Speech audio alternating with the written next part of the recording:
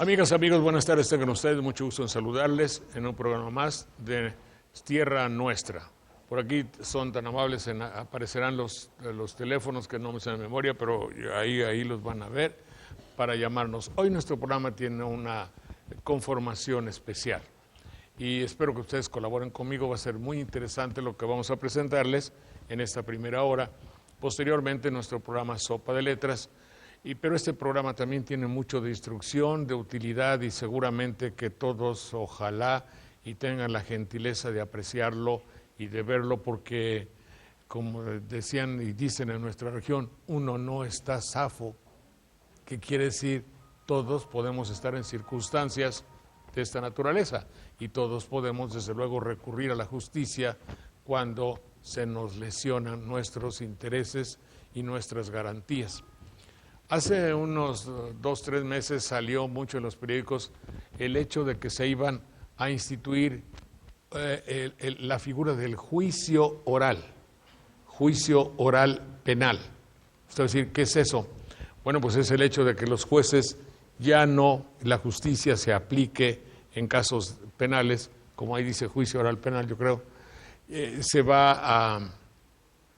ya no va a ser todo por escrito, sino que habrá un juez, concurrirá la víctima o el agraviado, el Ministerio Público.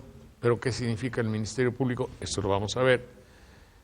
Representará, será la voz de la sociedad y del agraviado, y una vez que el agraviado exponga, se evaluará por el ofensor, o sea, el que cometió el delito, y se evaluará todo, de manera que un juez llegará y dictará la sentencia. Todo esto a la vista del público. Para tal efecto, tenemos aquí nuestra sala del jurado, no del jurado, sino del juicio oral, porque en el juicio oral no habrá jurado, será el juez quien dicte la sentencia. Yo voy a rogarle, quiero agradecer muy gentilmente a la Academia de Abogados que ha organizado y que ha tenido a bien pues preparar y organizar esta sesión. Aquí vemos en esta toma ya de toda la sala, todo nuestro lugar donde vamos a efectuar ese juicio oral. Voy a rogarle al licenciado Raúl Pimentel, magistrado de la 7ª Sala del Tribunal Superior de Justicia. Licenciado Pimentel, mucho gusto. Gracias, está con nosotros. Explícanos usted un poco lo que yo acabo de decir mal, pero ahora dígalo bien. Bien, de manera brevísima, un juicio oral simplemente significa el que la sociedad pueda presenciar de viva voz el juzgamiento de una persona por un hecho delictuoso y de alguna forma cuando el juez emite esa sentencia, la sociedad tenga una conciencia clara de la absolución o la condena del mismo. Es decir, puede ser el acusado, puede ser inocente o culpable. Y puede ser condenado o no. Así es. Aunque muchas veces será el caso de que siendo culpable lo declare inocente. Es otro problema. Sí, pero ese es el fin del juicio oral, que el público pueda ver en conciencia lo que el juez hace y no sea en privado. Vamos a rogarle al secretario del juez. Es decir, esto es un poco como lo que va a suceder en un juicio oral, ya en serio y de veras. Pero el licenciado Enoc Castelán funge ahora como secretario del señor juez. Adelante, señor secretario.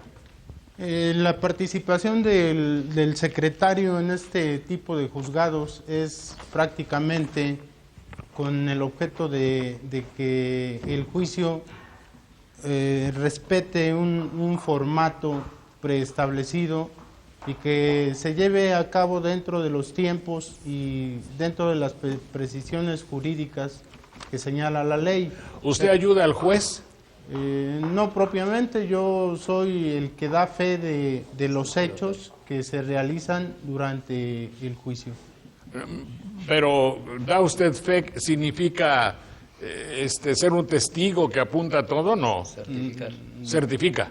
Se certifica únicamente. Certifica, porque ahí junto a usted está la señorita estenógrafa. Así es, ella es la que va registrando todo lo que se habla, aunque nosotros participamos de voz únicamente, ella registra. Ella lo apunta. y que tiene el mérito, un estenógrafo, debo entender, como era antes, que tiene una facilidad extraordinaria para apuntar todo y no se le va nada, ¿verdad? Antes eran unas maquinotas enormes, una máquina de cualquier marca de esas que había, Remington, Olivetti, me acuerdo, pero ahora ya es la computadora y seguramente que podrá llevar todo escrito, todo lo que aquí va a suceder. Así es. ¿Cómo? ¿No está el juez? El juez hace su aparición una vez que se inicia o que se da curso al inicio de la audiencia correspondiente. Él en ese momento hace acto de presencia y es quien va a presidir esta audiencia oral. Si usted es tan amable de convocar al señor juez ¿qué debemos hacer? Bien, para dar inicio a esta audiencia, pedimos que se guarde un respeto y silencio absoluto. Por eso están los señores. Que hagan su trabajo los señores. No, digo, por eso está la vigilancia, que hay una vigilancia ordenada por el señor juez, ¿no? Así es, con el objeto de mantener el respeto y las consideraciones debidas a las autoridades que presiden. Bien, adelante. Estamos también indicando que está prohibido hacer señas de aprobación o desaprobación en respecto de las personas que están o van a intervenir en este juicio y que queda prohibido también utilizar teléfonos celulares. Hechas las prevenciones correspondientes, les pido de la manera más atenta nos pongamos de pie para recibir al juez que presidirá esta audiencia. Bien. Llega el licenciado Antonio Barat Pérez, que como ustedes notan perfectamente trae su toga en calidad de juez y es el juez de esta audiencia, le llamó usted hace un momento. Si es usted tan amable, señor juez, de decirle a nuestro público televidente cuál es su rol, cuál es su actividad y cómo es este juicio oral penal. Este juicio oral penal se compone de dos partes. ¿Tiene usted un micrófono por ahí, si es tan amable? Sí, se compone de dos partes con motivo de las modalidades que ha implementado la justicia mexicana, en especial aquí el estado de Veracruz.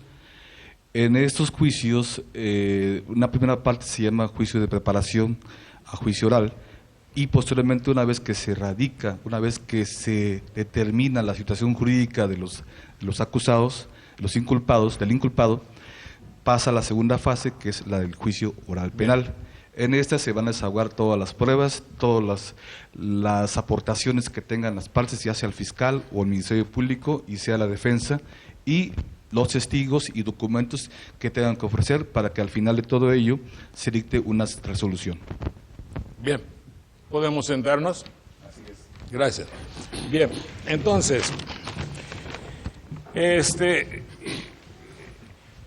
hablamos con los abogados y sugerimos que hubiese, voy a darles los teléfonos, se me había olvidado, el teléfono 842-3500, el 840-7090, 40-7090 y el 01800 22 55 222.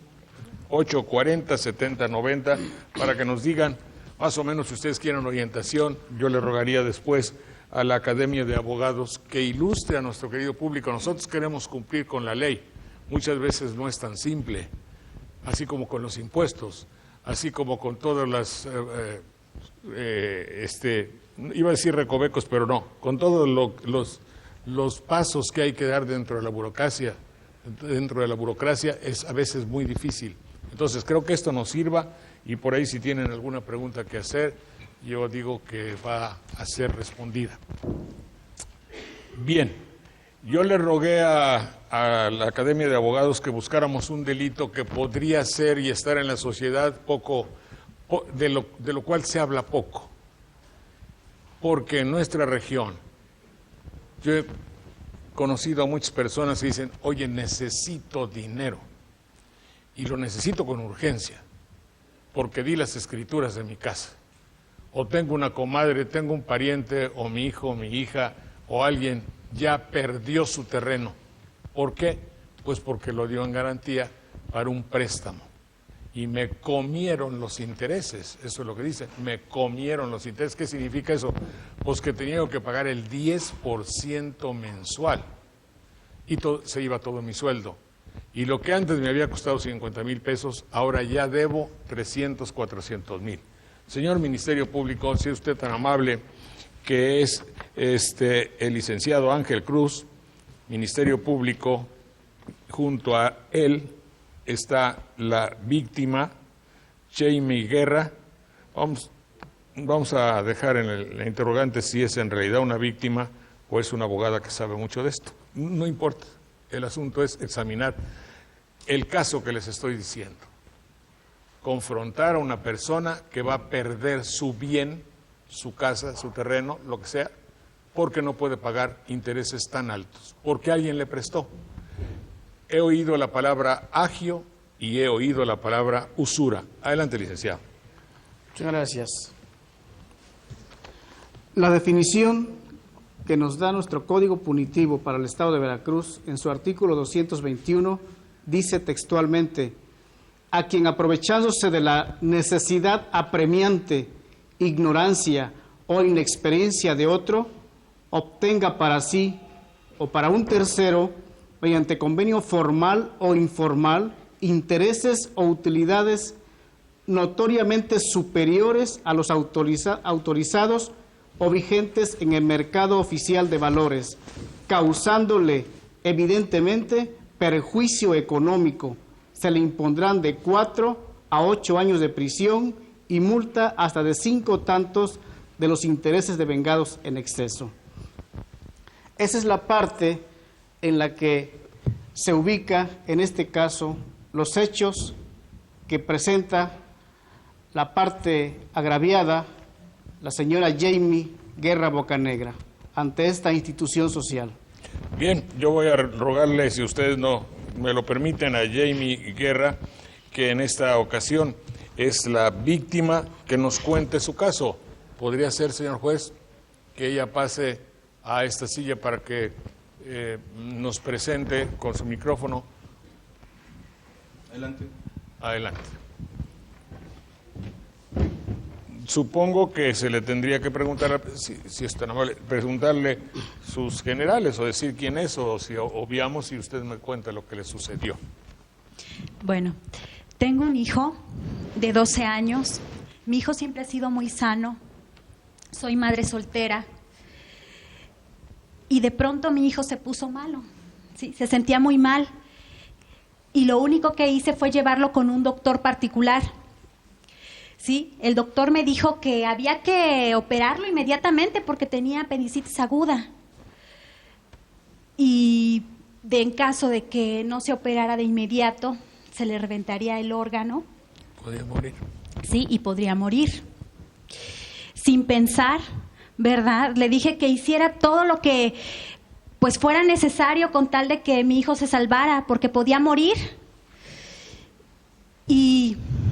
Y en ese momento me dijo, la operación, con los gastos de hospitalización, de medicamentos, en general, ya un precio global va a ser de 80,000 pesos, de 100,000 pesos, perdón.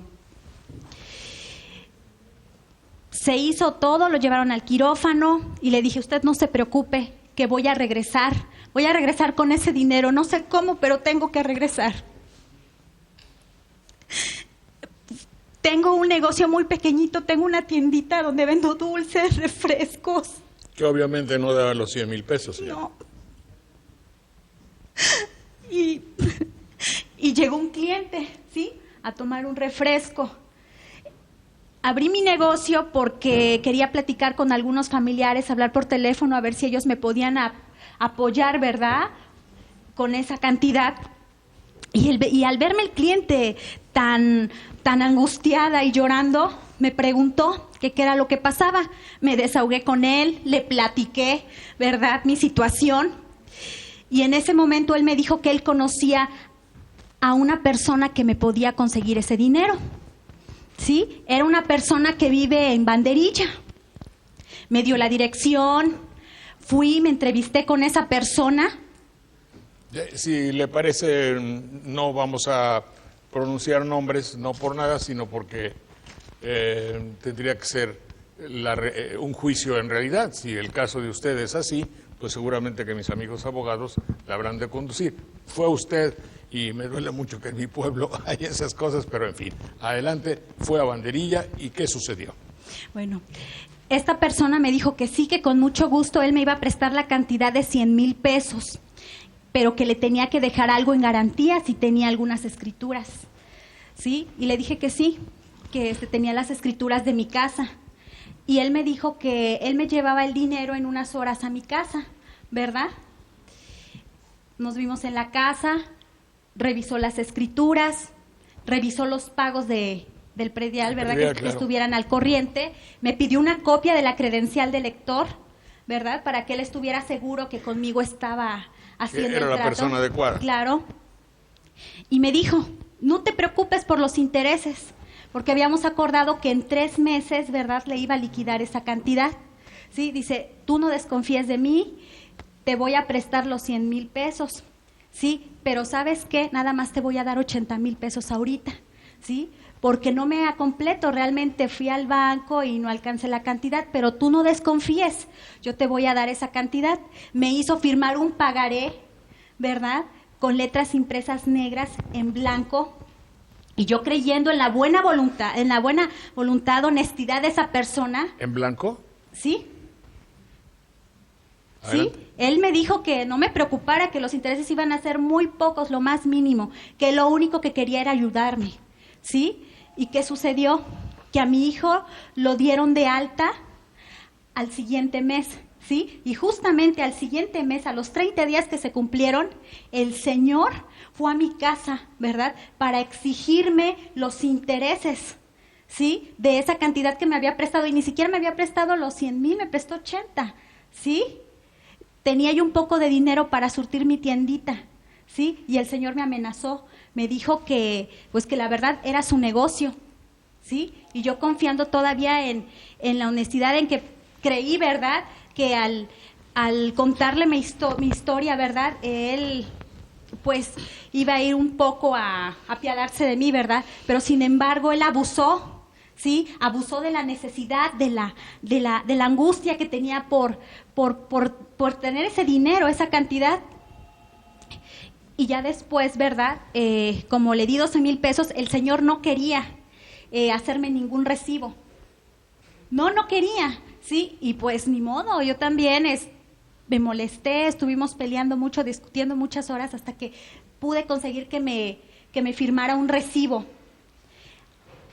A los 22 días volvió a ir. O sea, estamos hablando que al mes ya me estaba cobrando intereses y después a los 22 días regresó, pero ya regresó con abogados, con actuarios judiciales, ¿verdad?, que me querían embargar la casa en ese momento si no le pagaba la cantidad.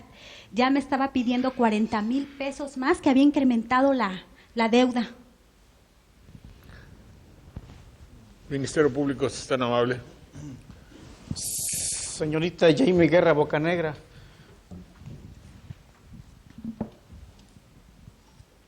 anteriormente a este préstamo que le hizo el señor X, hoy procesado, ¿usted había confrontado algún otro problema semejante? No, nunca antes. Nunca. Al presentarse el personal del juzgado, ¿procedieron a embargarle su casa? Sí, ya era a embargar. ¿Usted acudió a esta representación social para poner su formal denuncia? Sí. Al poner su denuncia, usted narra también aquí en sus hechos que esta conducta reiterada que ha cometido el señor ha sido sobre otras personas más. Claro que sí, es un abusador, ¿sí? Él se aprovecha de la gente que tiene necesidad. Actualmente, usted tiene ese dinero para cubrir la deuda más los intereses que le han generado. No, ¿cómo voy a tener esa cantidad? Por favor, si el Señor no me ha dejado ni respirar. ¿Es cuánto? Supongo que ahora querrá preguntarle el abogado del acusado, ¿no? Sí, que es el defensor Eduardo Martínez, licenciado Eduardo Martínez, es defensor del licenciado Carlos Flores García, quien funge en esta ocasión como el acusado. Adelante, señor, si quiere usted interrogar al testigo. Sí. A la testigo. Su señoría, buenos días. Señora Jamie Guerra Bocanegra, tenemos documentación donde usted en un banco de esta ciudad tiene un depósito de 120,000 pesos. Tenemos entendido que usted es comerciante, trabaja en el área de abarrotes, ¿verdad? Tenemos entendido que también usted presta dinero. Ay, pero ¿cómo voy a prestar ¿Me dinero, permite, señor? su señoría? Sí. Usted presta también dinero a estas personas. En cuanto al evento que desgraciadamente le sucedió en cuanto a su hijo, afortunadamente en la ciudad de Jalapa tenemos instituciones médicas como el Centro de Especialidades Médicas que le pudieron haber auxiliado. Tenemos el Hospital Civil, tenemos el Centro Médico Macutepel, ¿verdad? También tenemos constancias que usted tiene una propiedad en el estado de Puebla, para ser concretos, en la ciudad de Libres, y que no es una chocita, sino que es una casa de 3 pisos. Entonces, nosotros, como la defensa del señor Carlos, estamos acreditando que su estado de necesidad no fue cierta, ¿sí? El estado de necesidad... Señoría, pido una objeción porque la defensa no se está concretando exactamente a formular un interrogatorio, sino ya está prejuzgando, ya está haciendo alusiones en las que no es el momento procesal oportuno. Bueno, Yo- a lo que es la acusación que está precisando el fiscal. Ok. La pregunta ¿es usted comerciante? Sí. Ok. ¿Trata usted con proveedores de comercio, de abarrotes? Ay, pero, vaya, pero poquito, es más, yo voy y compro, o sea, puede ir a mi tiendita, es más, con los vecinos puede preguntar, y la verdad, gano muy poquito, o sea, son dulces, refrescos, ¿sí? No es una tienda en grande. Señora Jamie Guerra Bocanegra, recuerde usted que está ante una autoridad y que la falsa declaración ante autoridades le puede crear problemas. Objeción, su señoría. Creo que esa es una competencia exclusiva de usted y de la Secretaría. Aprobada la objeción. Ok. Bueno, ¿usted es propietaria de un inmueble en el estado de Puebla? ¿Cómo creo? ¿No me está viendo? ¿Hasta cómo ando vestida, señor? Por favor, si tuviera dinero no andaría, ¿verdad? Buscando a alguien que me prestara ese dinero. Bueno, el hecho de estar vestida como indica usted no significa que no tenga dinero. Sí, señor, pero yo no me voy a estar... dioseros que son millonarios. Señor, yo ¿verdad? no me voy a estar embarcando con una cantidad así. Pero tiene usted una propiedad en Puebla. Yo no sé usted ¿Presta cómo, usted dinero? cómo se presta, ¿verdad? Ayudar a esa gente, ¿verdad? De ladrona. Sí, porque esa es la verdad, es un ratero, sí, que abusa de uno cuando las personas como yo estamos necesitadas. Bueno, le doy el uso de la voz a mi compañero Héctor Peredo, también defensor voluntario. Defensor del acusado. Defensor del prestamista, sí, señor. Con su permiso, señor juez, le preguntaré. El día que su hijo estaba gravemente enfermo, se salvó por un préstamo que recibió. Sí. Quiero preguntarle cuánto percibe mensualmente de ingreso en su tienda. Ay, señor, muy poco. Como 2,000 pesos. Al mes sería. Es muy poquito. ¿Cómo pensaba pagar? Bueno, señor, cuando uno pide un dinero así, que uno tiene un compromiso ya de esa magnitud de dinero, uno ve cómo, pero uno trata de pagar esa deuda. Lo importante es salvar a su hijo. ¿Que usted no tiene hijos? No tengo deudas, que es diferente. Pues sí, señor, no tiene deudas porque a usted le gusta apoyar ese tipo de No canallas. es nuestro caso. Solamente le estoy preguntando cuál era su intención al obtener un dinero, que no puede ser su caso. Pero obtener un dinero sin un ingreso fijo, pedir 100,000 pesos, ¿es correcto? ¿100,000 le dieron?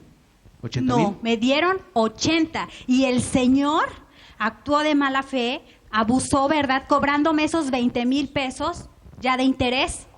Bien. Última pregunta. ¿Usted ya le pagó? ¿Cómo le voy a pagar, señor, si no ve que me está explotando, por favor? Los intereses son demasiado altos, es el 20. No ha pagado. No, señor, porque es muy alta la cantidad. ¿Le va a pagar? Claro que le voy a pagar, pero con condiciones, con los intereses que habíamos quedado muy bajos. Quedamos que en 3 meses. ¿Cuánto era el interés que le iba a cobrar? Dígalo. Dijo que el mínimo. ¿Cuál es el mínimo? Es el 5%, 3%. No, él dijo que era muy poco. Y usted aceptó pagar el 5%. Sí, señor, ¿sabe por qué? Porque yo, como soy honesta y yo vivo de un trabajo honrado, aunque sea pobre, ¿verdad? Tengo palabra, no como ese tipo. Perfectamente. Sí, que le gusta explotar a la gente. Cuando recibió el dinero firmó un pagaré.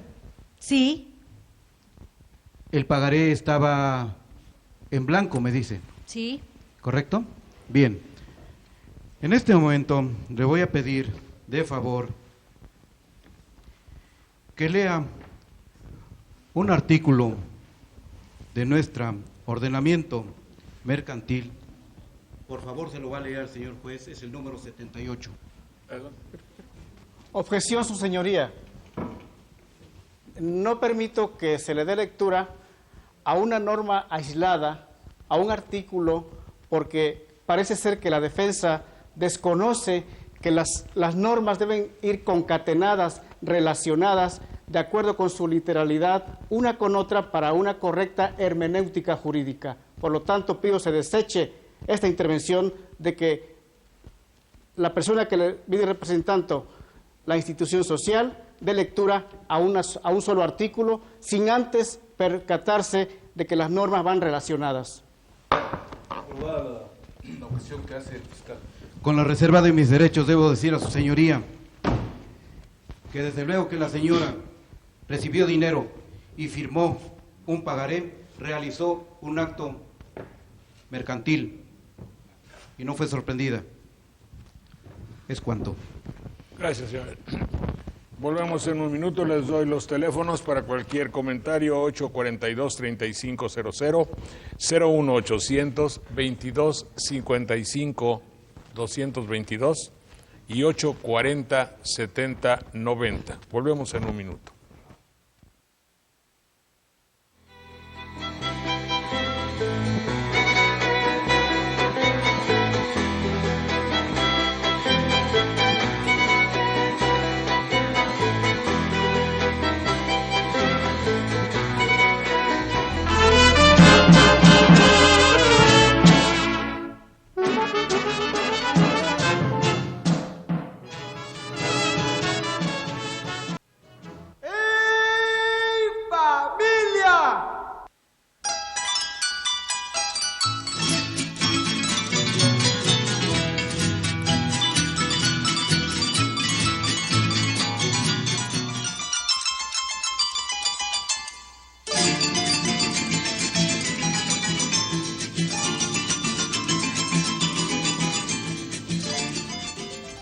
Les repito, nuestros teléfonos es el 842-3500, 01800-2255-222 y el 840-7090, por si ustedes tienen algún problema que pueda relacionarse con el juicio oral o con un juicio, una demanda. Siempre es muy bueno saber de lo que se trata. Ya vimos la declaración de la ofendida, de la víctima, de la persona que pidió un préstamo y los intereses, y el prestamista le quieren quitar su casa. Ahora el licenciado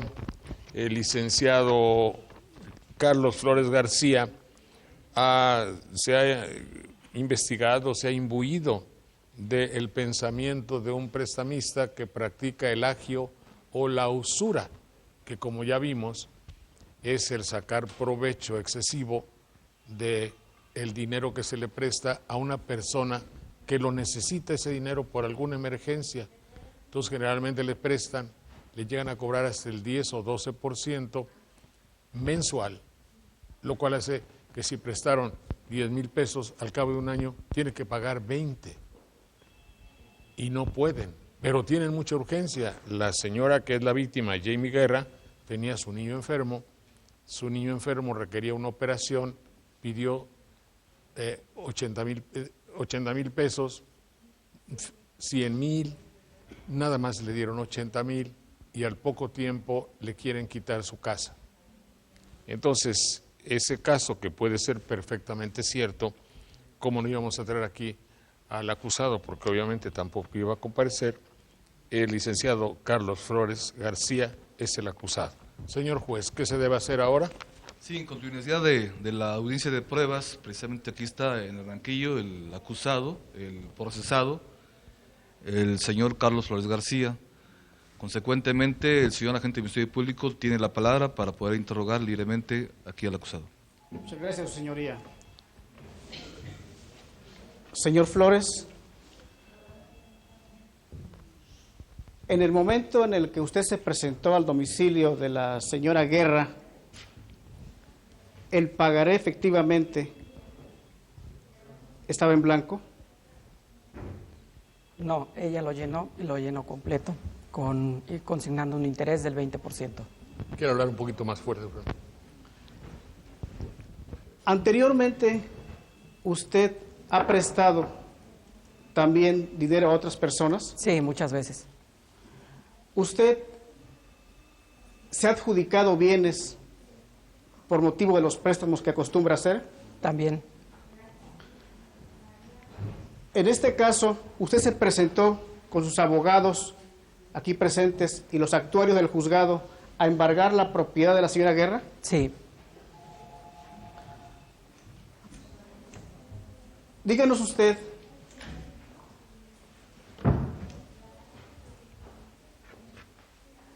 hasta cuántas veces ha logrado. Tenemos un reporte del un certificado de propiedades, de inscripción, donde efectivamente usted tiene más de 10 propiedades, todas adjudicadas. Objeción, señoría. El Ministerio Público está inventando y está induciendo la respuesta de nuestro cliente.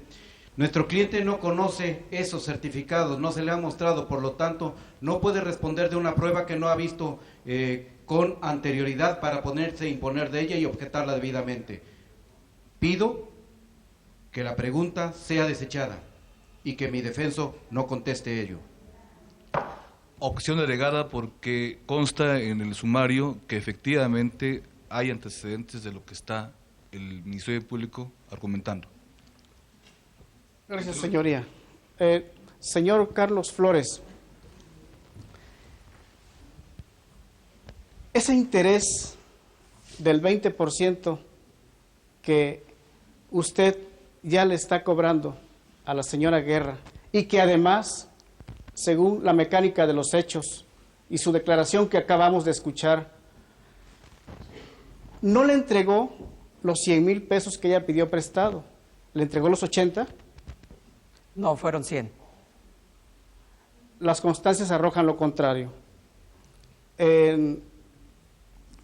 Usted sí se enteró de que efectivamente la apremiante necesidad que tenía fue por motivo de que su hijo de 12 años requirió de esa intervención quirúrgica? No, no lo sabía. ¿Es cuánto? La defensa desea interrogar aquí al acusado. Sí, señoría, con su permiso. Señor Flores, ¿cuántas veces ha realizado negocios de préstamo de dinero con la señorita Guerra? Muchas, más de 10. ¿Alguna otra ocasión ella se ha negado a pagarle? No, hasta la fecha no, ninguna. ¿Qué interés pactaban en las operaciones anteriores? 5, 10, 15, 20, diferentes cantidades. ¿Estaba usted enterado del destino que tenían los dineros que usted le daba a ella en Nunca. préstamo? ¿Alguna vez ella firmó un documento, pagaré, en blanco para usted? Tampoco. ¿Es cuánto, señoría? Bien. Ya puede pasar usted a tomar asiento.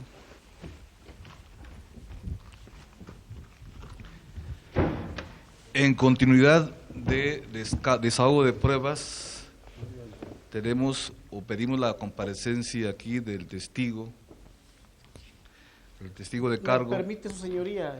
Quisiera alterar un poco el orden para seguir una mecánica correspondiente. Pediría que se llame a este recinto jurisdiccional al doctor Ramón Rodríguez Barradas, quien se encuentra presente. Concedido.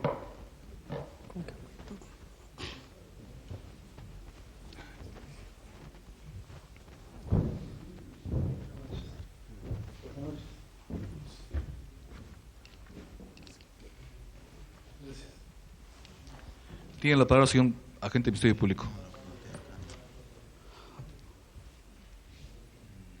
Doctor Rodríguez.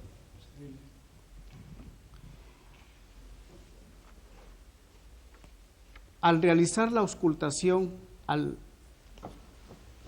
infante Luis Alvarado Guerra, hijo de la señora Jamie Guerra Bocanegra aquí presente, ¿qué fue lo que usted le diagnosticó? Joven, yo quisiera, para tener una imagen breve, pero importante en estos casos, darle lectura a la nota médica que daría una imagen de lo que sucedió el día del... Adelante, doctor. Sí.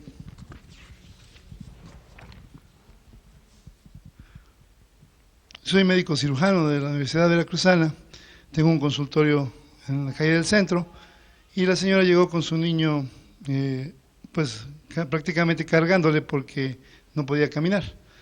El menor es de 12 años, él inicia un padecimiento el día 30 de marzo de 2007, refiere, este cuadro lo inicia con intenso dolor abdominal que se irradia del estómago hacia la pierna derecha, acompañado de náuseas, sudoración y desmayo, impidiéndole el caminar normal, incrementándose en intensidad y duración las crisis dolorosas.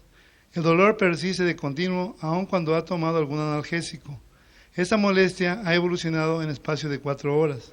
A la exploración física se encuentra paciente en posición de cúbito dorsal, con las piernas flexionadas, con gesto de dolor, y al examen clínico sus signos vitales son tensión arterial 90-60, frecuencia cardíaca 115 por minuto, temperatura 38.3 grados centígrados. A la exploración física se encuentra el aparato respiratorio sin patología aparente, cardiovascular sin patología. Al examen del abdomen se encuentra con rigidez muscular aumentada, con disminución de ruidos intestinales y con aumento en la respuesta a estímulos dolorosos. Al considerarse como un cuadro clínico de irritación peritoneal, es decir, algún padecimiento grave dentro de la cavidad abdominal, es urgente practicar exámenes y estudios de gabinete que fortalezcan el diagnóstico y orienten con exactitud hacia la patología que se está cursando. Se interna en el hospital privado ya que el sector salud no cuenta con atención en ese momento para dicho paciente y se le practican los siguientes exámenes. El resultado es laboratorio, biometría hemática donde los leucocitos están por arriba de 14.000, la hemoglobina 14.5 miligramos, eritrocitos 4.5 millones por mililitro. La radiología muestra imagen sugestiva de parálisis intestinal. Dada la gravedad del cuadro, el diagnóstico es de apendicitis aguda, cuyo tratamiento es necesariamente quirúrgico. Bien. Adelante, señor Ministerio Público. ¿Cuál fue el costo que usted le dio a la señora Guerra Bocanegra para su intervención como médico? Podríamos decir que se investigan los costos en ese momento en los lugares en que se puede dar el servicio, y era en total, incluyendo el equipo quirúrgico, el hospital, gastos de medicina y los cuidados postoperatorios, en 100,000 pesos fue el costo que se le dio a la señora, aproximado. ¿Cuánto le pagó? 80,000 pesos. 80,000 pesos. ¿Es cuánto, señoría? Correcto. Gracias. Puede pasar a sentarse. Gracias, señor doctor. Muy amable. Gracias. Adelante, por favor. A ver. Doctor. Toca el derecho a la defensa, señor juez. Pase nuevamente.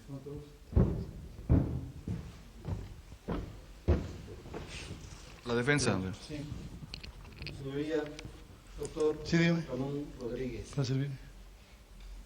¿Cuántas instituciones públicas y privadas existen en la ciudad de Jalapa que le pudieron haber ayudado a la señora Yaima Guerra Bocanegra para evitar un gasto innecesario? Bueno, el número no, pero sí le podría decir 2 o 3 cosas. Una, que si no es derechohabiente de algunas instituciones gubernamentales no le dan servicio. La otra, las que tenemos acceso, fue las que no le dieron servicio, lo que sería directamente el sector salubridad. O sea, lo que es el Hospital Civil. Civil, Centro Médico de Especialidades. Sí, a ver. ¿Usted sabe que en esta institución se han hecho ese tipo de operaciones? Sí, claro. ¿Verdad? ¿Y qué precio tienen en esa institución aproximadamente? Pues mire, no le tendría una respuesta exacta, la verdad, yo no desconozco, pero deben dar cerca de los 10,000 pesos, yo creo. Ok. Le doy el uso de la voz a mi compañero. Médico, Sí, digo. le voy a hacer una pregunta. Usted tiene muchos años de ejercer. Le voy a pedir que lea únicamente la fracción cuarta del artículo 253 que le estoy poniendo a la vista. Es el Código Penal. Señoría. No, señor. ¿Me permite? Objeción, porque no estamos aquí ante una cuestión técnica jurídica, sino ante una información que el testigo está proporcionando a efecto de dar a conocer los alcances y las evidencias de los hechos sujetos a prueba. No se trata aquí de cuestiones netamente jurídicas. Objeción validada. Adelante. Precise usted el interrogatorio al médico. Bien. Dígame, médico, ¿está usted obligado legalmente a prestar asistencia a un enfermo en caso de urgencia notoria? Más que legalmente, moralmente, éticamente, nuestra Bien. profesión. Gracias. ¿Es todo?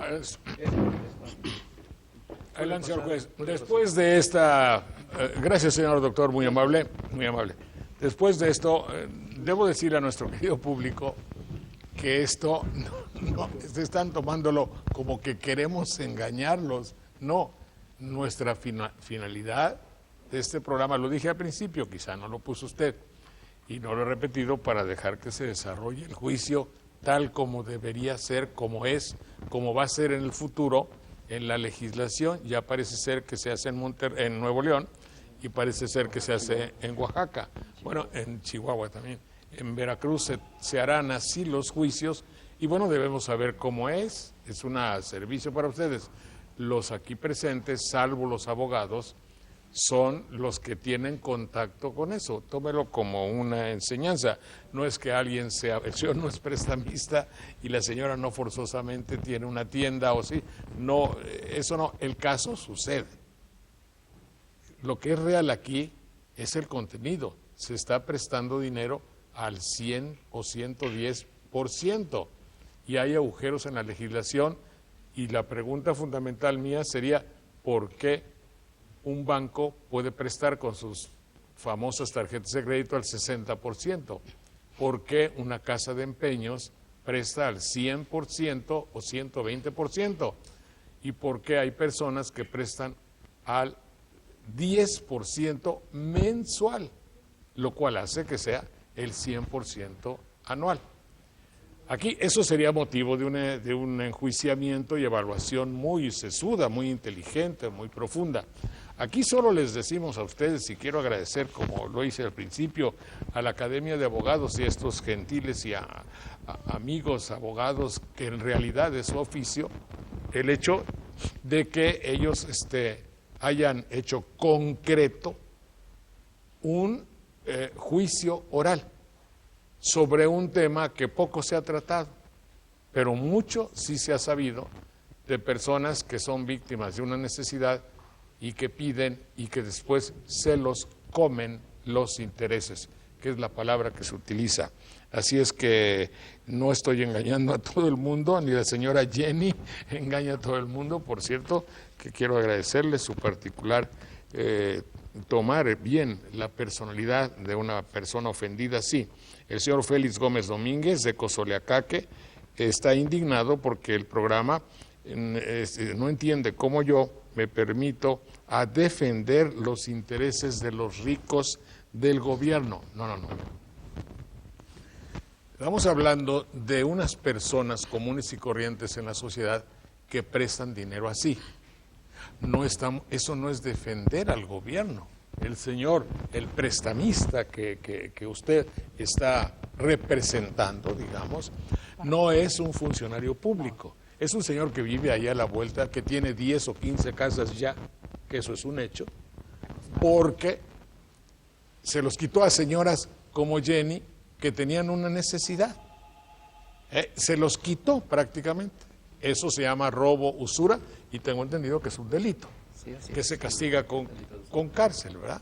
Delito penal, ¿verdad? De 4 a 8 años. De 4 a 8 años. Entonces, don Félix Gómez Domínguez, aquí no hay nada que tenga que ver con el gobierno. Una cosa es el gobierno y otra cosa son las leyes que rigen la vida del país, que están evidentemente siempre arriba de cualquier subterfugio de personas que llegan al gobierno y luego se tienen que ir, generalmente con un mal recuerdo para la sociedad. Es otra cosa. Pero en fin, no se equivoque, no estamos defendiendo a nadie del gobierno. Si un particular es acusado de usura y se le castiga, ¿por qué a un banco no se le puede acusar del mismo delito? Esa es una extraordinaria pregunta que yo me había planteado así. Hay una respuesta, tienen permiso. Hay otra contrarrespuesta, ¿existe o puede existir un permiso para delinquir? A ver, señor abogado, si usted es tan amable, contésteme a ese torito que le estoy poniendo.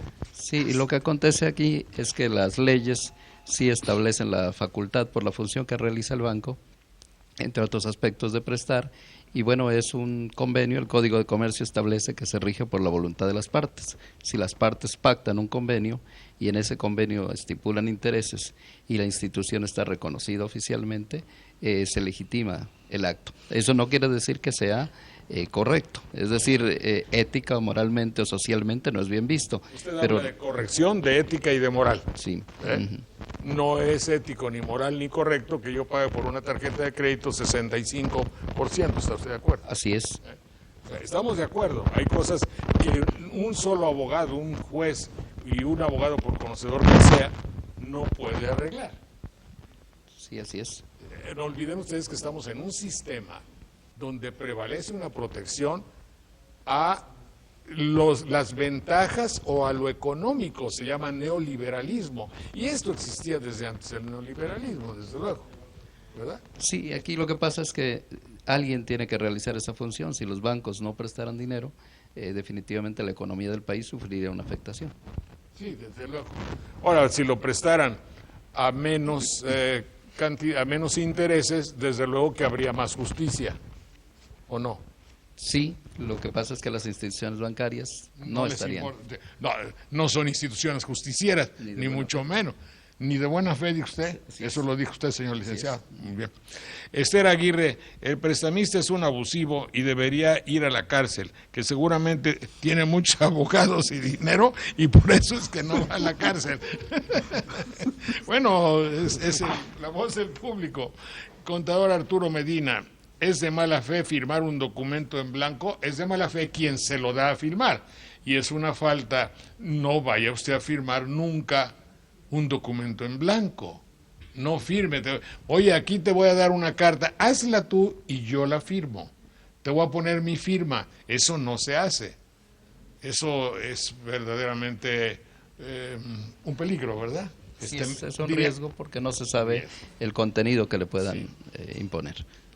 Bueno, laboriosidad del prestamista para cobrar un préstamo en el periodo pactado, habla de eso. Porque hay, Jorge Achil, hay una defensa del usurero si no está permitido por la ley de la usura. ¿Por qué hay una defensa del usurero, señores defensores del usurero en este caso? Bueno, Perdón. La situación es que en la vida real, así como hay personas que se dedican a la cuestión del préstamo, también hay personas que de mala fe piden dinero y ya con la intención de no pagar lo que se pidió. En este caso, y no es uno o dos casos aislados, así como existe el agio, también existen muchas personas que piden dinero y que nunca pagan. No tienen intención de Exactamente. pagar. Gracias, señor. Félix Galindo, aquí hay algo interesante, señor juez. ¿Por qué no se suprime el formulismo anacrónico de ponerse de pie ante la llegada del juez? Es un autoritarismo que lesiona la libertad individual de los presentes y hace sospechar de una intención genuina de modernizar las leyes. Con todo respeto, el juez es un ciudadano más y no alguien superior, temible y de voz tonante. Dejemos a un lado el culto a esa cierta personalidad si queremos una democracia aceptable. Es una apreciación de Félix Galindo, supongo que es abogado. Sí, lo que pasa es que la solemnidad de los actos de la audiencia viene precisamente porque se trata de los intereses que persigue la sociedad. Uno de los principios que persigue la sociedad es el patrón de justicia. Por lo tanto, se representa en una audiencia el Ministerio Público, que es el que está representando al agraviado, en la defensa a los intereses del inculpado, y el público, porque son públicas las audiencias, el público conocedor dará vista precisamente de todas las formalidades que reviste este acto jurídico y es solemne. ¿Por qué? Porque independientemente de la oralidad que reviste todo ello, también debe de salvaguardarse las formalidades, la solemnidad del acto. No se trata en este caso de rituales, sino simplemente de observar las formalidades que todo acto de esa naturaleza debe revestir. Ingeniero Arteaga de Veracruz, muy bien, le parece interesante el programa y le agradezco las apreciaciones que tiene sobre lo que yo hago. Si todo ese dinero lo ocupó para su hijo y el dinero lo ocupa para su hijo, ¿cuánta gente se gasta más dinero en cantinas? Estoy a favor de la señora Claudia Hernández. Bueno, si el caso que presentó la señora, pues es un caso extraordinariamente claro y evidente. El defensor del acusado dice que contamos en el estado de Veracruz con varios hospitales, pero se le olvida que todos cobran casi antes de entender al paciente. De Coatepec, María Esther Ruiz. Prestar con intereses solo lo pueden hacer las instituciones bancarias. No. Es no una necesariamente. posibilidad. Son convenciones que regula precisamente el Código de Comercio, pero aquí en este caso el que ventilamos no se trata de una cuestión de acto mercantil, sino de un delito que está llevándose aquí a la audiencia. Si alguien prestara dentro de los límites de lo aceptable o de lo que no se sintiera robada a la otra persona, no es delito. Así es, no es delito. Es decir, prestarle dinero a alguien no es delito. Es delito que yo me aproveche de su necesidad de dinero para quitarle su bien, para quitarle su casa o algo así. Ahí ya entra un delito castigable. Pedir entonces solo lo pueden hacer las instituciones bancarias. El señor que presta debe estar dado de alta en Hacienda Federal para pagar los impuestos correspondientes que se generan.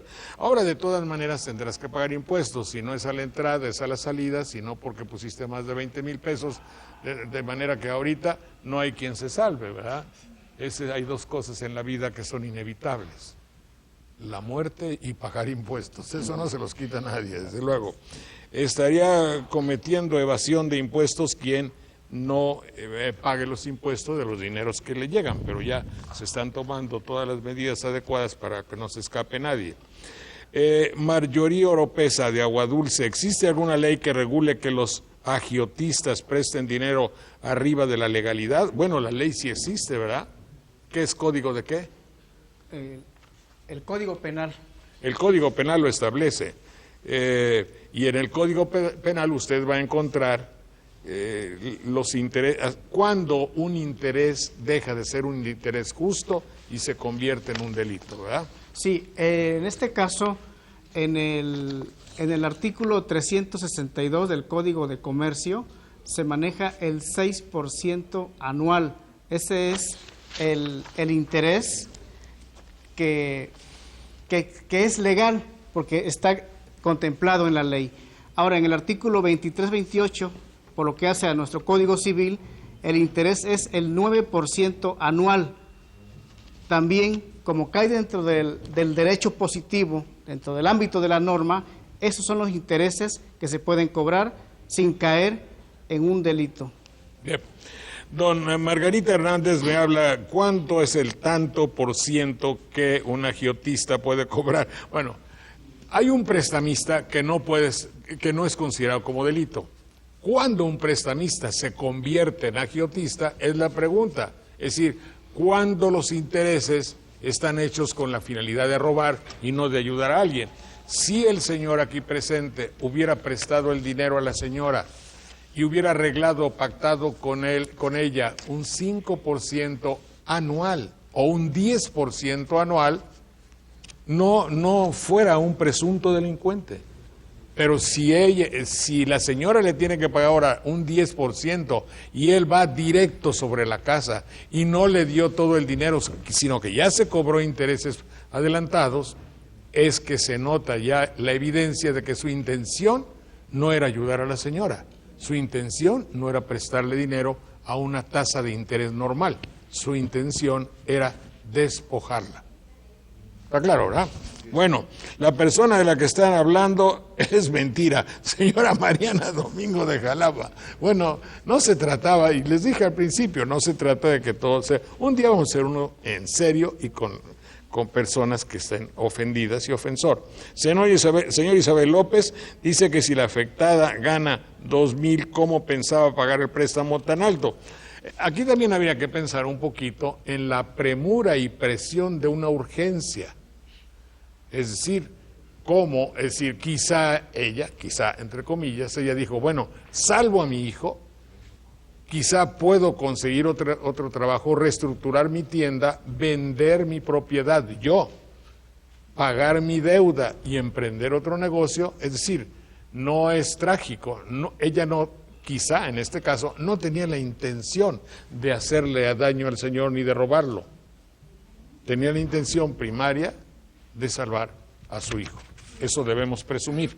¿De qué tiene un problema con aquí ya tiene, dice que yo tengo un problema, no, dice que esta persona tiene un problema con un crédito que solicitó a X lugar. Solicitó a una tienda por 7,000 pesos, pero solo ocupó 3,000, ya los pagó, pero le amenazan por teléfono con embargar su casa. Este es un caso concreto, concretísimo. Otra persona que me dijo, es que yo iba a pagar por pagos chiquitos, y entonces saqué mercancía por 3,500 pesos, ya debo 100,000.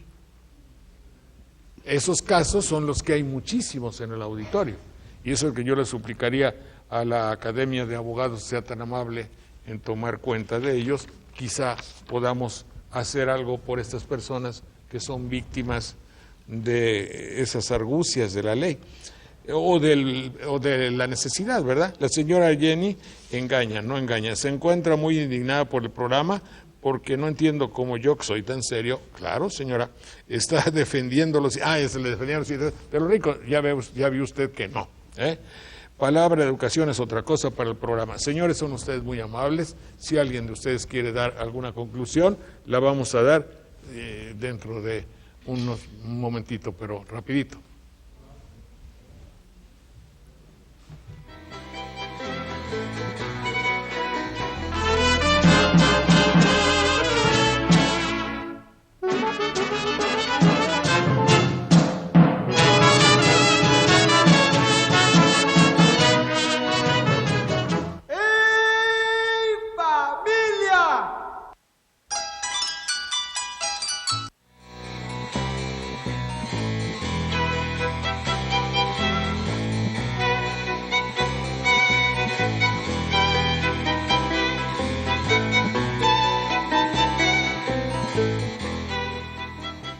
Bueno, pues vamos a despedirnos. Voy a rogarle al señor juez, si es tan amable, que es el licenciado Antonio Barat Pérez, concluya nuestro programa, que ha tenido como finalidad, lo digo por mi parte, el hecho de presentar a ustedes como un ejemplo, llamémosle ejemplo, que no simulacro, porque ellos son en verdad defensores, acusadores, hombres de ley. Entonces no es un simulacro, es un ejemplo de lo que puede ser y será en el futuro el juicio oral. Adelante, señor juez.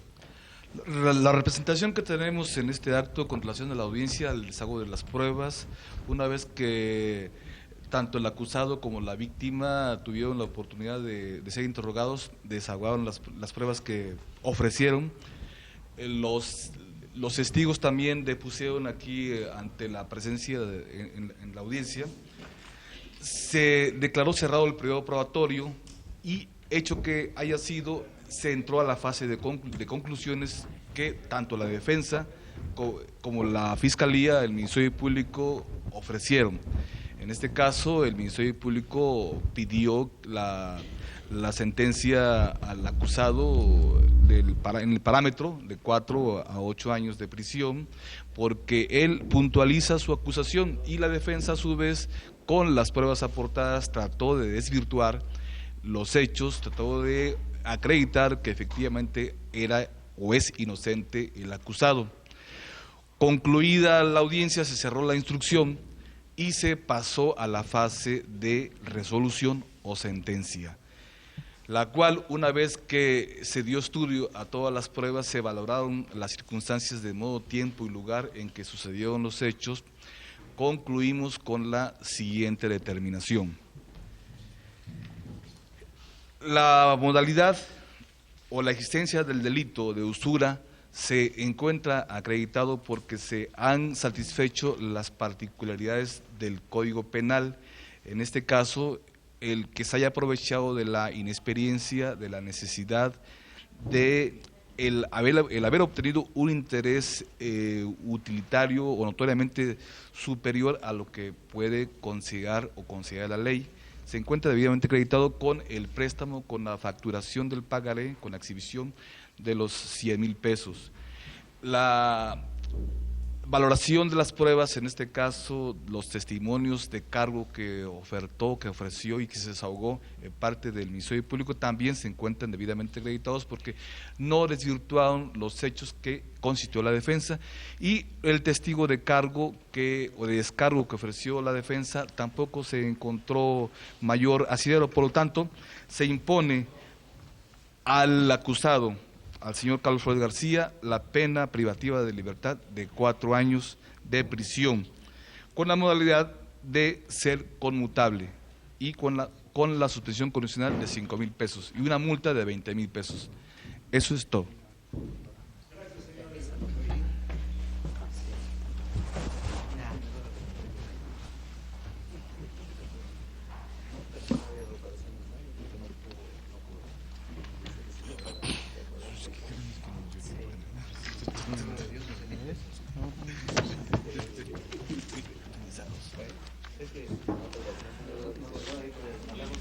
Bueno, pues ya estuvo nuestro juicio oral, pasamos a nuestra sección de... mucho gusto, mi querido Buenas noches, Manuel, ¿cómo te va? Juanita, mucho gusto. Señor Curi, licenciado, mucho gusto. ¿Cómo estás? Novena Clemente, qué barbaridad, ya se fue, se enojó. Aquí estoy. A ver si está nuestro amigo ¿No sirve este aparato? Entonces debo utilizar este. Muy bien. No, para el maestro Curi, yo creo. ¿O sí debe utilizar eso? Este ya me lo acabé. Lo condenaron allá.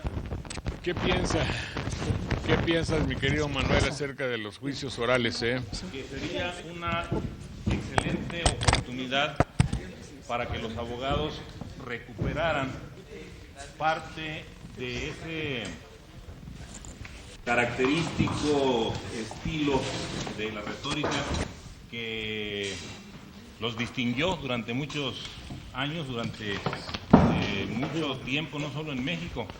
El abogado era un connotado orador, y precisamente en los juicios orales, que no son nuevos, que ya se han practicado durante mucho tiempo, se hacía valer desde Pilatos, se hacía valer el conocimiento y la capacidad de oradores que tenían los abogados.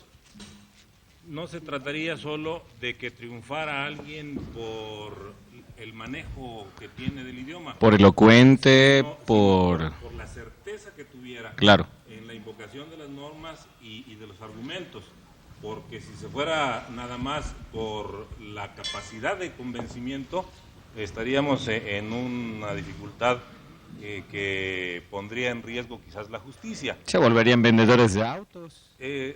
Casi, sí, con una personalidad que te convence. tal como se llega a ver en algunos juicios que presentan como parte de algunas series en la televisión de Estados Unidos, sobre todo. La ley y el orden, América, ¿no? la ley y el orden, que es interesante. Por ejemplo, la ley y el orden. Y en algunos casos también mal puestos en las telenovelas, porque después ocurre que nos presentan como ciertas algunas fórmulas que no existen todavía en el derecho mexicano. El caso que se presentó hoy, digamos que Es un caso muy común. es común, sí, A ver, pero apenas se está conociendo, se nota claramente que los abogados, tanto el juez, si es que en realidad va a despachar en un juzgado de juicios orales, tendrá que ponerse al tanto de las normas, porque el procedimiento indica que muchas de las actuaciones que hubo ahí no deben ocurrir. Por ejemplo, ese desplante del fiscal o agente del Ministerio Público hecho como si fuera en una serie de televisión, creo que rompe las formalidades que indican las normas que están por entrar en vigor. Y la abundancia en ciertos temas que hicieron es propia ya del final del juicio, de la etapa de los alegatos. Había que adecuarlo a una hora, ¿me entiendes? Sí.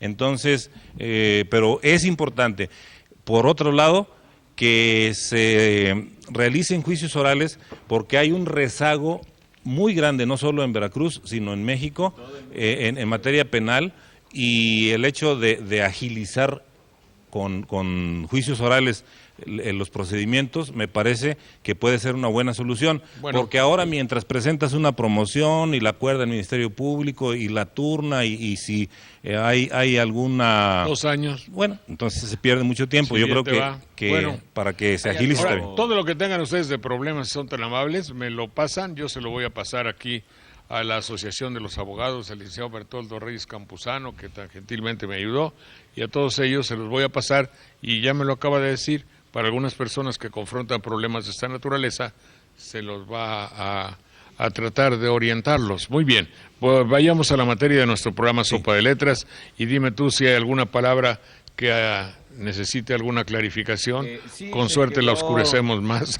No, si no, los ponemos un poquito más. Se quedó la semana pasada el señor Gustavo Canseco de Oaxaca, preguntó qué significa el CEBIR. El Sevir o el Severis era un impresor alemán que tenía una concesión. Los libros antiguamente únicamente los podían imprimir ciertas personas que tenían los derechos del rey y de la iglesia para poder imprimir este tipo de libros o cualquier tipo de libros. El Severis era un impresor muy famoso, por cierto, los libros el Severianos. ¿Es el nombre de una persona? Sí, de un impresor y que se dedicaba precisamente a esta cosa. Señor Curi, ¿sabes algo de esa cosa? ¿Qué era? Yo no sé nada.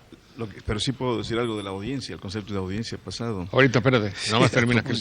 Y bueno, también preguntó el señor Alfonso Jerezano. Son preguntas que se quedaron sin pasar a ley, sin pasar, sí.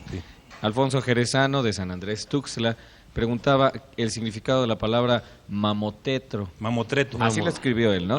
Mamotetro. No, pues está mal. La palabra es mamotreto, ¿no? Ah, sí, bueno, mamotreto ahora significa un libro voluminoso o algo que es muy pesado. Y tiene relación precisamente... Mal hecho. No, sí, porque tiene relación. Mamotreto literalmente es del griego y significa criado por la abuela. Sí. Entonces, la creencia popular es que las abuelas crean a los niños, o crían a los niños gorditos, amorfitos, va a decirles. Consentidos, muy consentidos. Entonces, literalmente es alguien que está gordito, bofito, un poco pasado de peso. El mamotreto es un libro grande, gordo, amorfo. A lo tonto. Por ejemplo, un vademecum. No, pero es que la diferencia. En ocasiones se usa la palabra en sentido despectivo, así como para decir tantas hojas para tan poco contenido. Exacto. Sí, y es la idea del mam, que es abuela en ciertas significaciones entre los griegos, y treptus es el criado, el cuidado por. Entonces, el cuidado por la abuela se ha visto en muchas épocas de la historia. El Marqués de Sade decía en alguna parte de sus textos: yo no fui protagonista de los hechos que narré, dijo, yo simplemente los puse en el papel, pero debo decirles por qué, dijo, porque yo soy víctima de la crianza de una abuela. Los mamé. Es un mamotreto. Él dijo que era un mamotreto. Porque los mamó. Sí, claro. Sí, porque el mam no es griego, es indoeuropeo. Es mamar, nutrir, comer. Es la raíz. Es la raíz. Claro, indoeuropeo y no exactamente griega, indoeuropea, mam. Yo no he visto ninguno de estos temas, pero tiene que ver con el mamé, que es una palabra exacta, muy correcta, muy castiza. Hemos mamado, es decir, hemos nutrido nuestro espíritu con esta audiencia, que debo de señalar que el mamar, hemos mamado, nos hemos nutrido, porque nos estamos educando en los derechos humanos. Claro. Pero tú decías sobre audiencia, ¿verdad? Sí, porque el concepto de audiencia tiene que ver con oír. Claro, audiencia es escucharnos entre todos para podernos ir educando en los derechos humanos.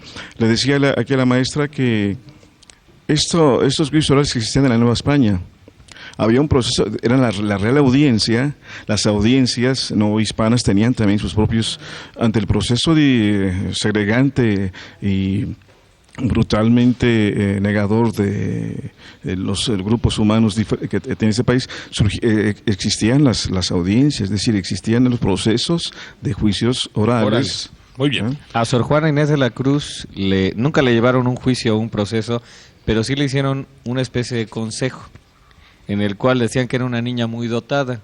Entonces el virrey lo llevó para que la revisaran, la vieran los más sabios, ¿no? Le hicieron muchísimas preguntas en aquel entonces, y la niña, muy elocuente en esa discusión, les respondió a todos y los convenció precisamente que era una mujer muy educada. Era una niña, ¿no? Claro. Muy bien. Se quedó también la semana pasada la familia Espino de San Rafael, Veracruz. Pregunta el significado de hebdomadario. Hebdomadario, que ocurre cada 7 días. Eso es junto con el camello. Ese es dromedario. No, ¿ese qué es? Es dromedario. Bueno, hebdomadario. No, el hebdómada es un espacio de tiempo que sucede cada 7 años. Hebdomadariamente es cada 7 días. Y el hebdomadario en las misas es aquella persona que conduce el coro o que está también dándoles la dirección al coro. Ese es el hebdomadario. Por eso en latín se dice hebdómada, es semana. Sí. Hebdómada. Y hay un espacio de las secuencias gregorianas, que es hebdomadarios, es decir, el canto gregoriano tiene hebdómadas, tiene secuencias, tiene laudas, tiene etcétera, etcétera. Ahora que, si eres tan amable, ahora que salió la nueva, la rectificación, o el retomar, palabra que no me gusta, pero volver a hacer que en la Iglesia católica y romana se use el idioma latino.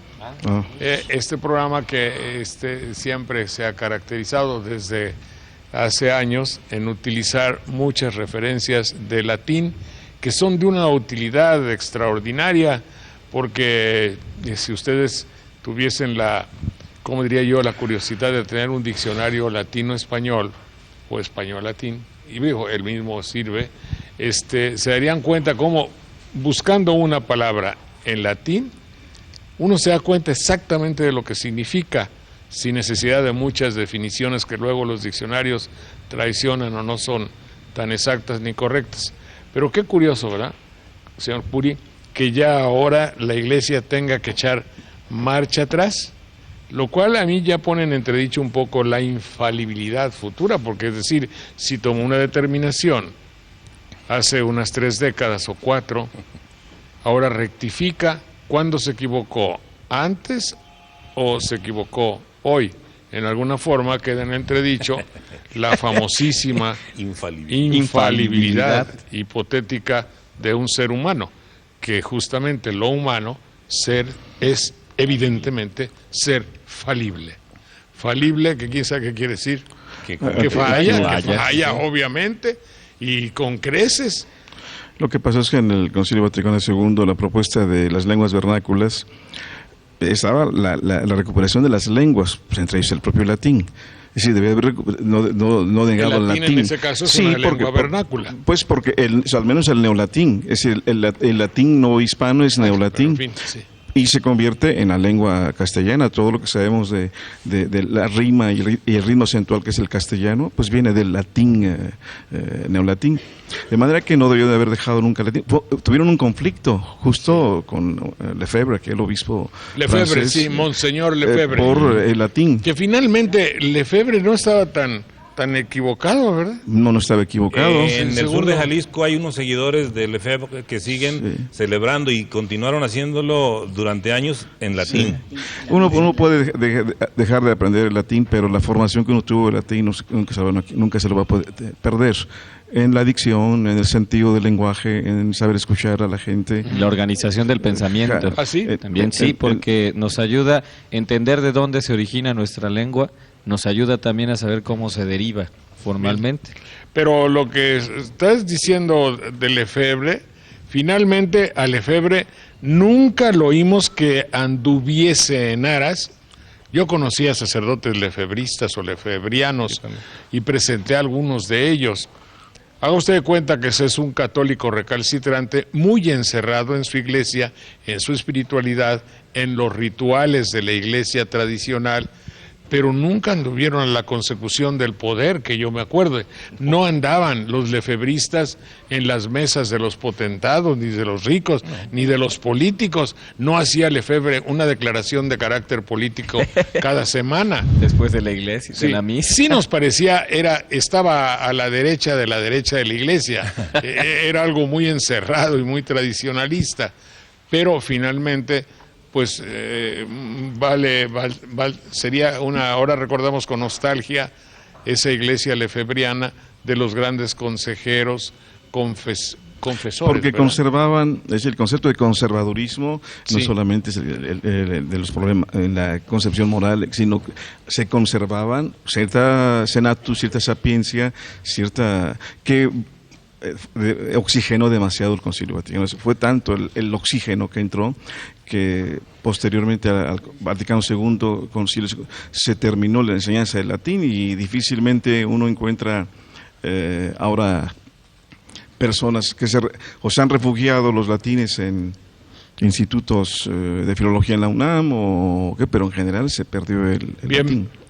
Bueno, Arturo Medina habla de seguramente que estuvo mal escrito, de la silología, pero debe ser filología. Filología debe haber sido. Sí, es una ciencia que estudia las lenguas en su relación con otras disciplinas del conocimiento, diríamos así para ser muy concretos, porque no estudia solo el idioma y que nos diga se usa de este modo y se usa de esto, sino que dice qué tiene que ver, por ejemplo, qué tienen que ver las palabras con la botánica, con la química, con la filosofía, con la ética, con la música, etcétera.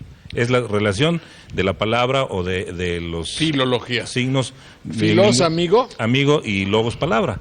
Amigo de la palabra, bueno. Pero es más que eso. Sí, creo que el filólogo, y Nietzsche era filólogo, una serie de filósofos son filólogos. Es la recuperación del sentido de la palabra y la recuperación del sentido de la palabra, que no es solamente lo que acaba de decir, sino un sentido, recuperación del sentido de la palabra y en consecuencia la apropiación del sentido de ese lenguaje, lo cual implica un tremendo... Apropiación quiere decir robárselo o que sea propio. No, se convierte en propio mío. Es decir, me lo apropio de tal manera que el filólogo se convierte automáticamente no en orador, sino en exégeta. Claro, en exégeta. ¿Qué exégeta es? Claro, no en orador. Los abogados no deben ser oradores, discúlpame. Deben de ser intérpretes, casuistas, que sepan discernir. Porque un orador es un político, puede ser un rétor. No, claro, pero espérate. Puede ser un rétor. Yo quiero entenderlo muy bien. El chiste es que tengan el conocimiento adecuado de lo que están haciendo la posibilidad de expresarlo y de que sea entendido y utilizado como elemento para que el juez se forme un juicio adecuado y conforme a derecho. Por supuesto que puede ser un gran orador, por supuesto, un gran retórico. Y de suyo la retórica es un tema específicamente filológico. La parte de la filología sería también entender una cultura a través de su lengua. ¿Cómo se expresa esa cultura? Principalmente de la lengua escrita, ¿no? De los escritos que tienen, y cómo se han representado a través de los tiempos los diferentes pueblos, ¿no? Principalmente. Dexamira el nombre, Ceballos, sí, no, sí. Será de Yanira, ¿no? De Yanira, pues es que la I parece X. Gracias, de Yanira. La dirección de la barra de abogados. Le voy a pasar al señor licenciado Bertoldo Reyes Campuzano, aquí hay muchas cosas ¿de qué? Del juicio. Del juicio, y ahí él llamará. Jorge Viveros pregunta si perspectiva o prospectiva es lo mismo, ¿no? Desde luego. No. Perspectiva. Perspectiva es una visión, digamos, un modo de ver algo. Un punto de vista. Sí, un punto de vista. Y la prospectiva es como ver hacia lo que va a ocurrir. Pro es adelante. Hay prospectistas, ¿verdad? Sí. En economía, por ejemplo, hay prospectistas. Hay mucha prospectiva. Que obviamente prospectista es sinónimo de equivocado. Todos los que prospectan algo, prospectan, se dice. Por eso le ponen ese apellido, ¿no? Con un margen de confianza. No, ¿qué margen de confianza? Todo lo que han dicho, predicho y ultradicho, obviamente es lo que no va a suceder. La perspectiva generalmente es una actitud de utilización. Es decir, un historiador no tiene que tener perspectiva, o un lingüista, o un filósofo, o un economista, porque ya tiene un paradigma, un modelo antiguo. O una ideología que no le va a permitir ser investigador real. La perspectiva implica justo filología, justo exégesis, justo lenguaje. La perspectiva. Y la perspectiva y un problema de suyo moderno, muy moderno, es hacer prospectiva. Las crisis contemporáneas implican que todos los historiadores o los investigadores hacen no perspectivas, sino prospectivas. No, el problema que se refiere el maestro quizás sea, hay un problema muy fuerte en las ciencias actuales, querer analizar las cosas del pasado de acuerdo a la situación actual. Esa es una visión retrospectiva, de acuerdo a lo que eso queremos. Es retrospectiva. La visión prospectiva, que es la que menciona el maestro, pensar que en el futuro las cosas van a ser de acuerdo a nuestros conceptos. Ahora, generalmente quien tiene una visión prospectiva hacia el futuro dentro de la política está haciendo algo que se llama demagogia. Está buscando hueso. Es decir, todos los políticos cuando hablan de lo futuro, de lo bueno futuro que viene, o ¿cómo debo decirlo? Del bien que se nos espera o que se avisora en el futuro, generalmente están mintiendo. Sí, ¿Por qué es que no? No, yo desmiénteme. Digo que quién sabe, no sé.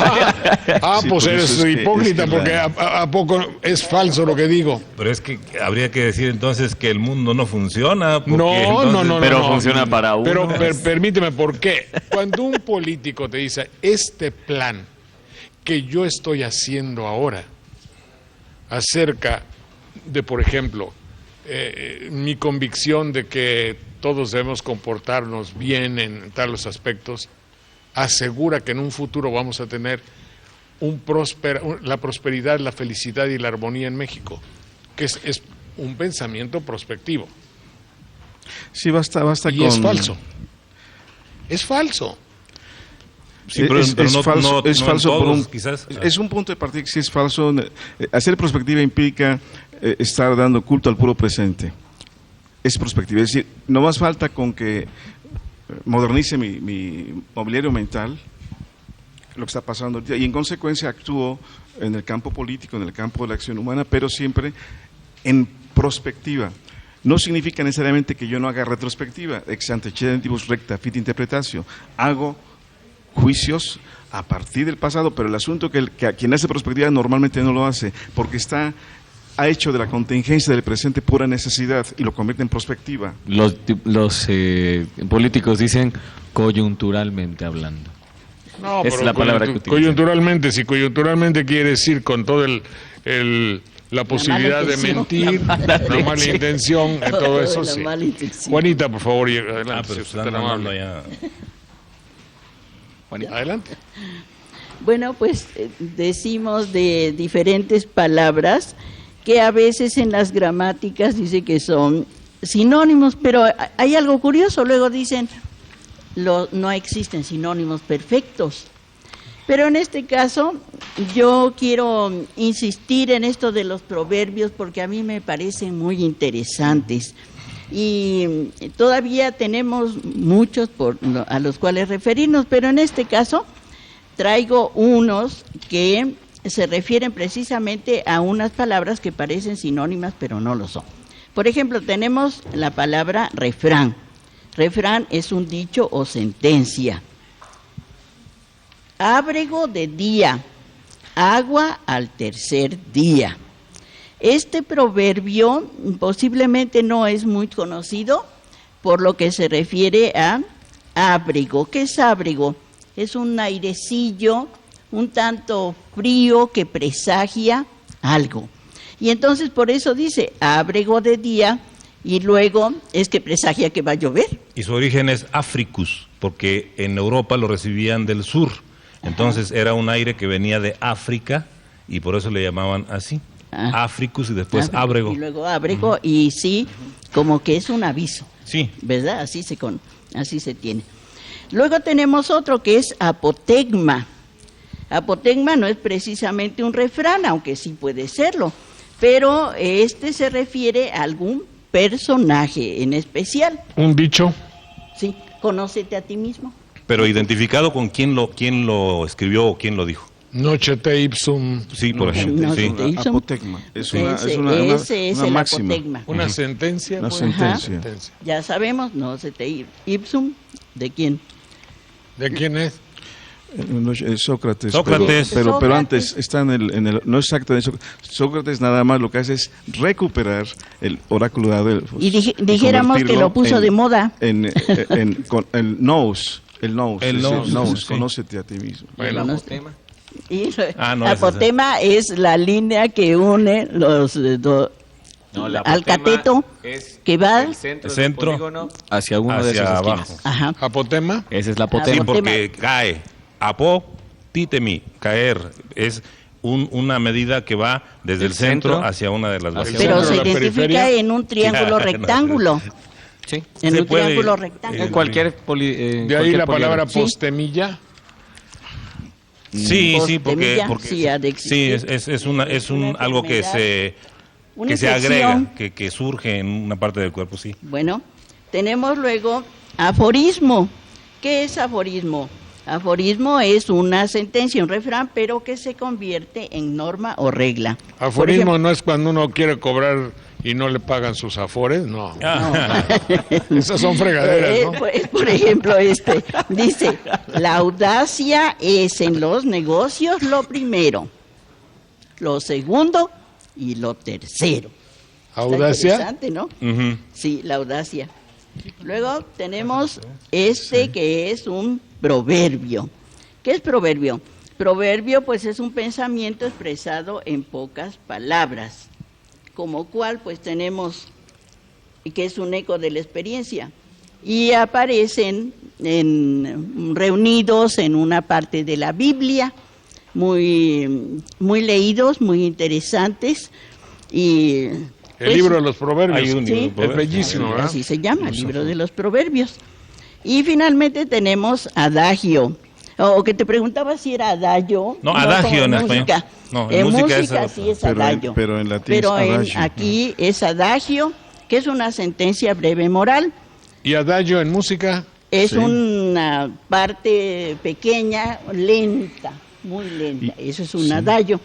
Y entonces tenemos aquí una que a mí me gustó mucho, que dice, Dios existe, luego pienso.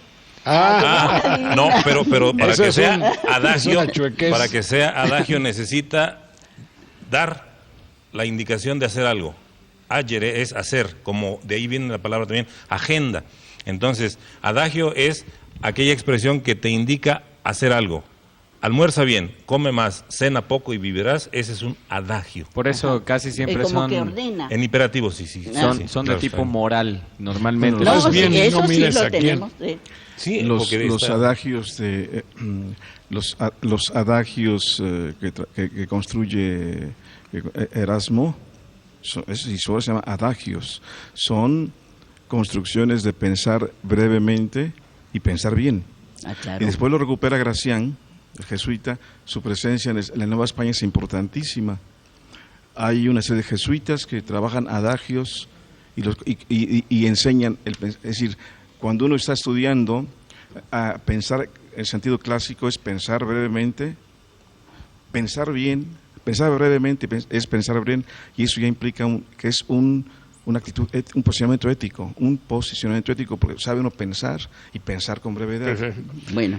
Bueno, adagio, lo bueno breve es dos veces bueno. Dos veces bueno. Entonces, ¿no te gustó Dios existe? No, no propone. No, sí me a mí sí me gustó. pero no es... no es una estrictamente. No es una recomendación de acción. Exacto. No, es una fórmula, no exactamente, ni siquiera es una fórmula, es una proposición filosófica susceptible o no de demostración. Y es un problema, es un problema fuerte. Es decir lo que usted acaba de decir, no le aceptaría el concepto de adagio, ni siquiera de refrán. Es una proposición filosófica. Ni el Papa. No, naturalmente. Sí, porque refrán quiere decir vuelto a cortar. Es volver a, y frangere es cortar. Es decir, se tomó una experiencia y se plasmó en alguna parte. Entonces cuando recuperamos eso, cuando recuperamos aquello, volvemos a cortar de esa experiencia y la utilizamos para nuestra vida diaria y para expresar algún saber. Debe haber alguno por ahí en eso que tomó Juanita que dice, si buscas a Dios, despreocúpate, ya lo encontraste. Claro, ese es un refrán. Es un refrán. Hay refranero religioso y refranero popular, ¿no? Por cierto, tú lo conoces, refranero, el Fondo de Cultura sacó un gran refranero. Sí, refranero. Bueno, entonces, gracias, Juanita. Ya van más de 5 décadas cuando el concilio ecuménico en Roma se tomó el acuerdo de que se hablase en latín, más de 50 años ya. No me acuerdo. Nunca se dejó de hablar el latín y nunca se negó. Bueno, en la misa. No, naturalmente sí, porque... ¿Te acuerdas que decían introibo el altare de... Ad altare Deum cretifica iutit meam. Es claro, ese era clásico. Creo que hasta mi mamá y mi abuelita lo sabía. Todo el mundo... Nada más. Sin embargo, sí sigue siendo... nunca negó el latín la Iglesia Católica. El asunto es que no tenía la capacidad del protestantismo de relación uno con otro, que lo había digamos que tomó un poquito el criterio comercial la Iglesia en ese sentido. Preguntaron hace tiempo que por qué algunos relojes que tienen los números romanos tienen en lugar del 4 con la B y el 1, tienen 4 palitos. Entonces, esa medida la tomaron también porque como muchas personas no sabían utilizar la regla del uso de los romanos, lo más fácil fue poner ese 4 para que el pueblo lo entendiera. El que las misas dejaran de utilizarse en latín fue para que penetraran más, para que el pueblo las sintiera un poquito más de ellos, para que las entendieran, porque es muy bonito y se escucha muy padre. Como lo estaba mencionando aquí el maestro, ¿no? Dar esa introducción, dar toda una misa en latín. Pero ¿cómo voy a saber cuándo me tengo que parar? ¿Cuándo me tengo que hincar?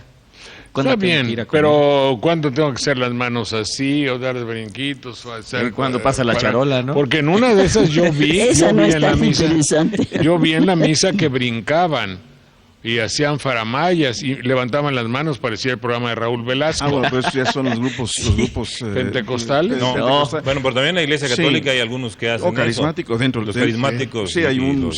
Yo no sé exactamente, está bien esto, pero discrepo un poco lo que acabas de decir. Sí. No, desde el enfrentamiento con Lutero, es decir, desde siempre estuvo la intención en la Iglesia Católica de traducir el ritual y la liturgia al castellano. Fue muy difícil. Pero así le fue a Fray Luis de León. Y a Fray Luis de Granada. Lo metieron a la cárcel porque tradujo el Cantar de los Cantares, no toda la Biblia.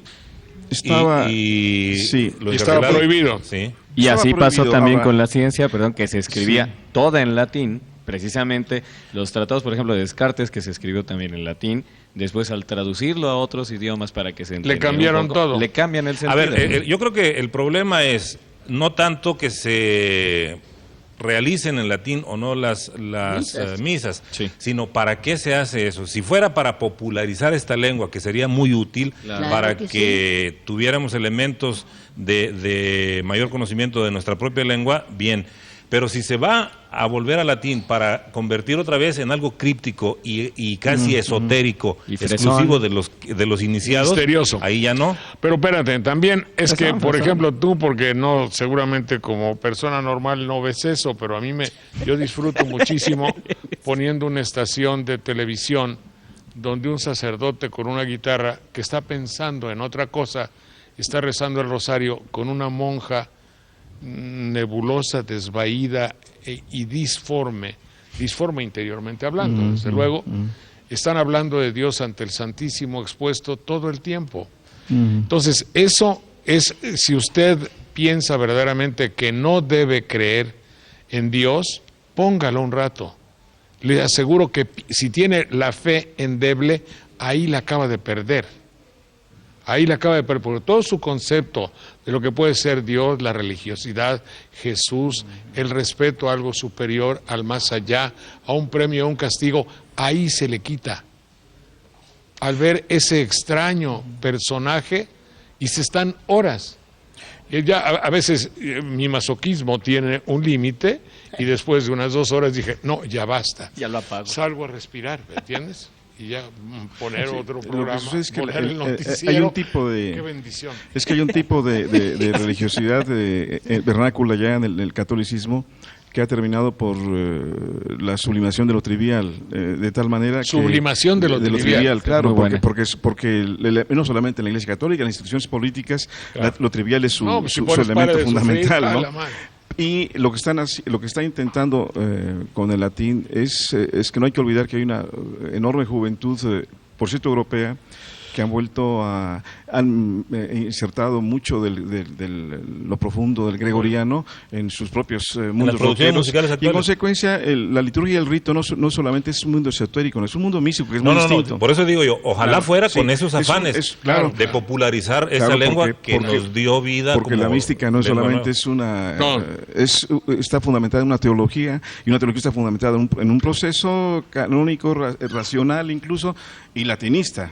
Sí, griego, ojalá fuera para que fuéramos más latinistas. En concreto, ya ahora que estén las misas en latín y eso, tú nos ayudas a explicarlas al público. Y algo que no debería haber desaparecido era el nobilísimo, espiritual y profundo canto gregoriano, en contra de las guarachas asquerosas que están cantando ahora en la iglesia. No, pues por eso te Guarachas estoy diciendo. asquerosas. Sí, claro. Sé lo que digo. Pues, claro. Son claro. guarachas. Es ritmo de carnaval. Y no se puede llegar a esos extremos. Protesto. Claro, Estoy hablando en pro y en defensa de las nobles cosas de la religiosidad de todos nosotros. No me vayan a achacar nada. Bueno, que salude yo a Ernesto Ramírez porque cumple años y bueno, lo hago con mucho gusto. Yo hago lo que ustedes ordenen.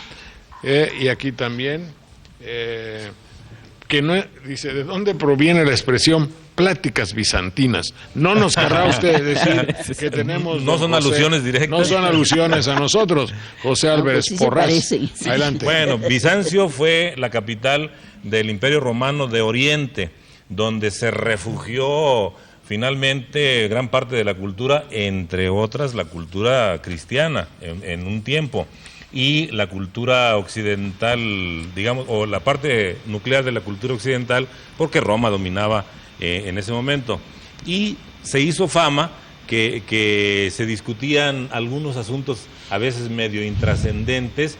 A los clérigos de aquella región se les atribuye el nacimiento de una expresión que dice, están haciendo un tiquismiquis, dice. Tiquismiquis, sí, así, lo conozco. una plática sin mayor sustancia, porque tiji, miji, tú, ahora vas tú, ahora voy yo, ahora vas tú. Es decir, así es más o menos de hablar de algo como bizantino. en la cámara de, no me acuerdo cómo se llama ahí, ¿dónde está? ¿Quién sabe? Cámara de gases, La ¿no? otra que hizo el perro Bermúdez, ya también, no, tú ya ten la mía, te la presto. Ese es un tiquismiquis. Entonces, a eso se refiere la expresión pláticas bizantinas, porque le atribuyeron, no es cierto totalmente, le atribuyeron la fama a Bizancio, a aquella parte del Imperio Romano, que hablaban sin entenderse, de operar una cultura un poco intrascendente. No es totalmente cierto. Yo quiero explicar un poco esto. En Bizancio Bizancio siempre fue la gran herejía cristiana, muy ligada a los griegos. La herejía cristiana de Oriente siempre es muy potente. Estaban los donatistas. La herejía cristiana de Occidente es más de riñones, los cátaros, los albigenses, Lutero, pero no, aquí estos son realmente potentes. En consecuencia, el tijimiki no es el te etmiki. Y el tequimiqui era un debate entre donatistas y el lenguaje y el debate que tenía San Agustín sobre si la Trinidad era el concepto era del uno a las tres personas o de las tres personas a la unidad. En consecuencia, el tema es mucho más fuerte. Eso es lo bizantino. Claro, entonces no es tan bizantino, es decir, bueno, aquellos tenían siquiera otra seriedad. Pero ya para nosotros todo lo que implica una Trinidad donde son dos o tres, pero uno es espiritual y los otros dos están divididos y uno no se ve y no hay dibujos de uno es igual que el otro y el otro vino a representar al de arriba y el que ofende al de abajo ofende al de arriba y en el medio, eso para nosotros es una complicación bizantina, sí, complejo y todo eso. En fin, no hay más que el viejo proverbio que dice, haz bien y no mires a quién. Quiero utilizar este momento que ustedes son tan amables para dar, primero para despedir convenientemente al licenciado Sergio Villasana y a Gonzalo Cuspinera, que eran los directores, el director Villasana y Cuspinera, el ejecutivo fundamental de Canal 4+.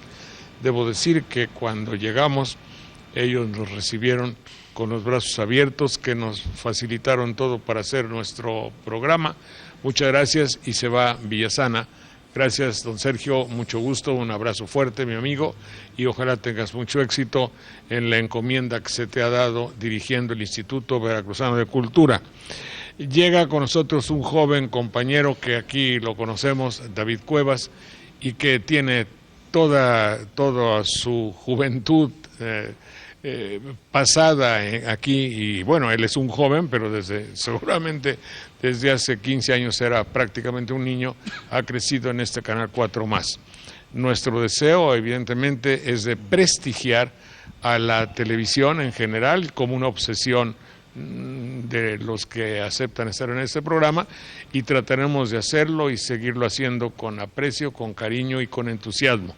Estamos en la mejor disposición de colaborar en lo que se nos solicite y agradecemos el apoyo que ya se nos ha brindado. Así pues, felicidades, David, que tengas mucho éxito, el joven Estrada, que también va a estar en la coordinación de todos nosotros, y seguiremos adelante en cuanto el tiempo y por allá lo permitan. Y agradezco a todos ustedes, desde luego. Gracias. También quiero hacer un paréntesis para agradecer cumplidamente la atención que siempre tuvo para nuestro programa el Instituto Veracruzano de Cultura, que lo llevaba la maestra Esther Hernández Palacios. A ella mi gratitud, su apoyo ha sido fundamental en estos programas siempre y en otras actividades de cultura, y seguramente que en el nuevo camino que emprende habrá de tener también muchas satisfacciones y muchos logros.